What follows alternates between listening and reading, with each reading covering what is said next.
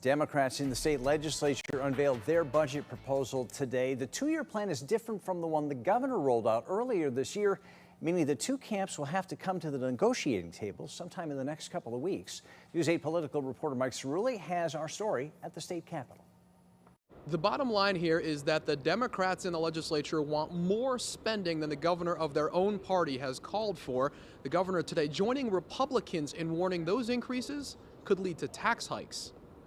In terms of raw numbers, the biggest differences between the budget proposed by Governor Ned Lamont and the one rolled out on Tuesday by legislative Democrats is education funding. Democrats on the Budget Writing Appropriations Committee want hundreds of millions more for state universities and tens of millions more for local school districts.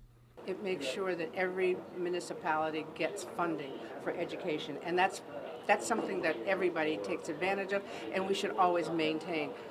Education should be the number one thing.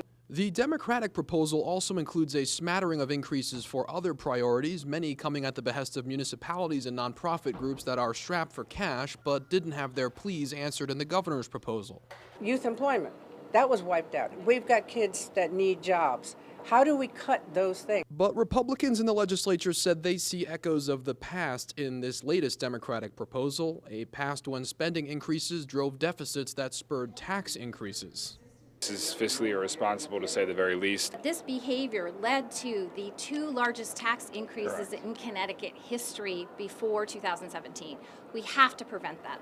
Governor Lamont leveled criticism that was largely in line with the warnings issued by Republican leaders. The governor wrote some portions of this budget proposal include spending that may not be sustainable and could unfortunately result in cuts or tax increases down the road.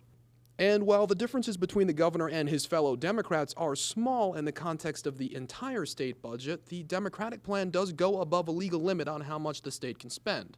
Lamont's top budget officials saying the plan substantially sidesteps the constitutional spending cap. Adding to the pile, the head of the state's largest business organization said Connecticut shouldn't deviate from its regime of spending controls.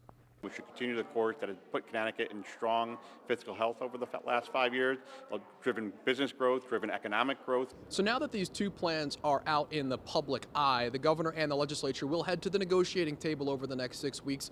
And of course, hanging over all of this is looming federal cuts from Republicans in Washington. Those cuts could really cause all this to be thrown out the window and these budget debates to go back to square one. Reporting at the state capitol tonight, Mike Cerulli, News 8.